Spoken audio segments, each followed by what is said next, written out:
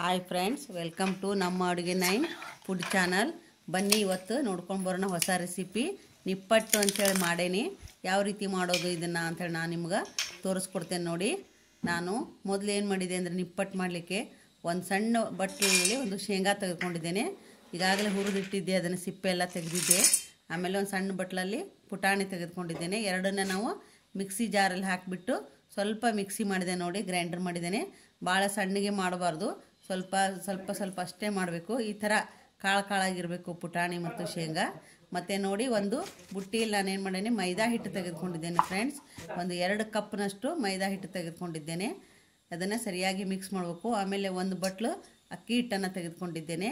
ಈ 2 ಹಿಟ್ಟನ್ನು ನಾವು ಸರಿಯಾಗಿ ಮಿಕ್ಸ್ ಮಾಡಬೇಕು.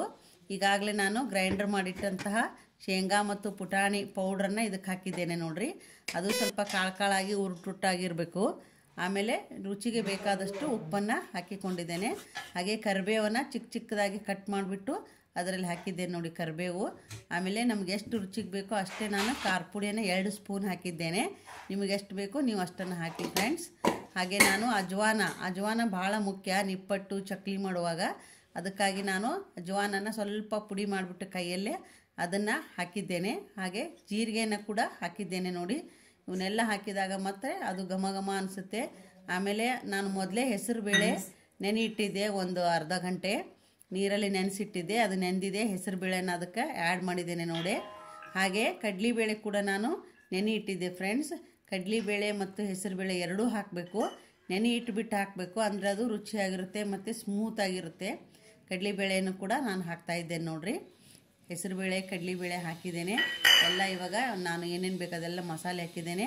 ಮತ್ತು ಗ್ಯಾಸ್ ಸ್ಟವ್ ಮೇಲೆ ಒಂದು ಚಿಕ್ಕ ಬಾಣಲೆಯಲ್ಲಿ ಏನು ಮಾಡಿದ್ದೇನೆ, ಒಂದು ಎಣ್ಣೆ ಕಾಯಿಸ್ಬಿಟ್ಟು 1-2 ಸ್ಪೂನಷ್ಟು ಎಣ್ಣೆಯನ್ನು ಹಾಕಿದ್ದೇನೆ. ಕಾದ ಎಣ್ಣೆ ಹಾಕಬೇಕು, ಅಂದರೆ ಏನಾಗುತ್ತೆ, ಪಳ್ಳಾಕವು ಚಕ್ಲಿ ಆಯ್ತು ನಿಪ್ಪಟ್ಟಾಯ್ತು. ಅದಕ್ಕೋಸ್ಕರ ಕಾದ ಎಣ್ಣೆ ಹಾಕಿಬಿಟ್ಟು ನಾನು ಮೆಲ್ಲಗೆ ಅದನ್ನು ಎಲ್ಲ ಮಿಕ್ಸ್ ಮಾಡ್ತಾಯಿದ್ದೇನೆ. ನಿಧಾನಾಗಿ ಮಿಕ್ಸ್ ಮಾಡಬೇಕು. ಹಾಗೆ ನಮಗೆ ನೀರು ಎಷ್ಟು ಬೇಕೋ ಅಷ್ಟು ಸ್ವಲ್ಪ ನೀರು ಹಾಕಿಬಿಟ್ಟು ಅದನ್ನು ಹಿಟ್ಟನ್ನು ಏನು ಮಾಡ್ತಾಯಿದ್ದೇನೆ, ಕಲಿಸ್ತಾ ಇದ್ದೇನೆ ಫ್ರೆಂಡ್ಸ್.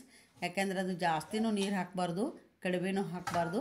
ನಿಧಾನವಾಗಿ ಎಷ್ಟು ಬೇಕೋ ಅಷ್ಟು ಸ್ವಲ್ಪ ನೀರು ಹಾಕ್ತಾ ನಾವು ಅದನ್ನು ಕಲಿಸ್ಬೇಕು. ಹಿಟ್ಟು ಅದು ಒಂಥರ ಮೈದಾ ಇದು ಚಪಾತಿ ಹಿಟ್ಟು ಮಾಡ್ತೀವಲ್ಲ ಆ ಟೈಪ್ ಆಗಬೇಕದು. ಸ್ವಲ್ಪ ಮೆತ್ತಗಾಗಬೇಕು, ಭಾಳ ಗಟ್ಟಿನೂ ಆಗಬಾರ್ದು. ಹದ ಮಾತ್ರ ಸರಿಯಾಗಿ ಆಗಬೇಕು. ಈ ರೀತಿ ನಾನು ಹಿಟ್ಟನ್ನು ನಾದಿಟ್ಟಿದ್ದೇನೆ. ಮತ್ತು ಒಂದು ಬಾಣಲೆಯನ್ನು ತೆಗೆದುಕೊಂಡು ಗ್ಯಾಸ್ ಸ್ಟವ್ ಮೇಲೆ ಇಟ್ಬಿಟ್ಟು ಎಣ್ಣೆ ಹಾಕ್ತಾಯಿದ್ದೆ ನೋಡಿ. ಈಗ ಕರಿಬೇಕಲ್ಲ, ಅದಕ್ಕೋಸ್ಕರ ಎಣ್ಣೆ ಹಾಕಿದ್ದೇನೆ. ಫ್ಲೇಮು ಸ್ವಲ್ಪ ಮೀಡಿಯಮ್ ಆಗಿ ಇಟ್ಟಿದ್ದೇನೆ ಫ್ರೆಂಡ್ಸ್.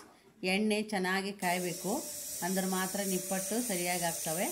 ಹಾಗೆ ನಾನು ಒಂದು ಪ್ಲಾಸ್ಟಿಕ್ ಪೇಪರನ್ನು ತೆಗೆದುಕೊಂಡು ಚಪಾತಿ ಮಾಡುವಂಥ ಮನೆ ಮೇಲೆ ಹಾಕಿಬಿಟ್ಟು ಈಗ ಚಿಕ್ಕ ಚಿಕ್ಕ ಉಂಡೆಯನ್ನಾಗಿ ಮಾಡಿಬಿಟ್ಟು ಹಿಟ್ಟನ್ನು ಈ ರೀತಿ ನಿಪ್ಪಟ್ಟು ಅಂತ ಚಿಕ್ಕ ಚಿಕ್ಕದಾಗಿ ರೌಂಡಾಗಿ ಮಾಡ್ತಾಯಿದ್ದೆ ನೋಡಿರಿ. ಭಾಳ ಚೆನ್ನಾಗಿ ಆಗ್ತವೆ. ನೀವು ಲಟ್ಟಿಸ್ಬೋದು ಬೇಕಾದರೆ, ಇಲ್ಲಾಂದರೆ ನಾನು ಕೈಲಿಂದ ಮಾಡಿದ್ದೇನೆ. ಈ ಪ್ಲಾಸ್ಟಿಕ್ ಪೇಪರ್ ಮೇಲೆ ಹಾಕಿದ್ರಿಂದ ಬೇಗವು ಬರ್ತವೆ ಕೈಯಲ್ಲಿ, ಇಲ್ಲಾಂದರೆ ಅಂಟ್ಕೊಂಡ್ಬಿಡ್ತವೆ. ಅದಕ್ಕೆ ಪ್ಲಾಸ್ಟಿಕ್ ಪೇಪರ್ಲಿ ಹಾಕಿಬಿಟ್ಟಿದ್ದೇನೆ. ಎಣ್ಣೆ ಕಾದಿದೆ ಸರಿಯಾಗಿ.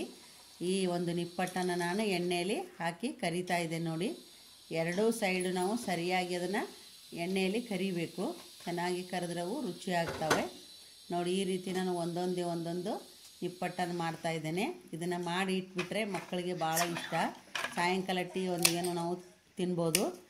ರುಚಿಯಾಗಿರ್ತವೆ, ಕ್ರಿಸ್ಪಿಯಾಗಿರ್ತವೆ, ಅಂದರೆ ಒಂಥರ ಗರಿಯಾಗಿರ್ತವೆ. ಕುರುಕಲು ತಿಂಡಿ ಅಂತೀವಲ್ಲ ಆ ಥರ ಇದು. ಈಗಾಗಲೇ ನೋಡಿ ಭಾಳ ರುಚಿಯಾಗಿದೆ ನಿಪ್ಪಟ್ಟು. ಹಬ್ಬ ಹರಿದಿನದಲ್ಲಿ ಮಾಡ್ಬೋದು. ಮಕ್ಕಳಿಗೆಲ್ಲ ನಾವು ಮಾಡಿ ಇಟ್ಬಿಟ್ರೆ ಅವರು ಭಾಳ ಇಷ್ಟಪಡ್ತಾರೆ. ಟೀ ಒಂದಿಗೆ ಸಾಯಂಕಾಲ ಸ್ನ್ಯಾಕ್ಸ್ ಅಂತ ಹೇಳಿಬಿಟ್ಟು ನಾವು ಇದನ್ನು ತಿನ್ಬೋದು ಫ್ರೆಂಡ್ಸ್.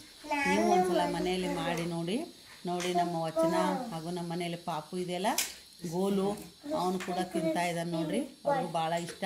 ಈ ರೆಸಿಪಿ ಇಷ್ಟ ಆದರೂ ಲೈಕ್ ಮಾಡಿ, ಶೇರ್ ಮಾಡಿ ಮತ್ತು ಸಬ್ಸ್ಕ್ರೈಬ್ ಮಾಡಿ, ಕಮೆಂಟ್ಸ್ ಕೂಡ ಹಾಕಿ ಫ್ರೆಂಡ್ಸ್. ಧನ್ಯವಾದ.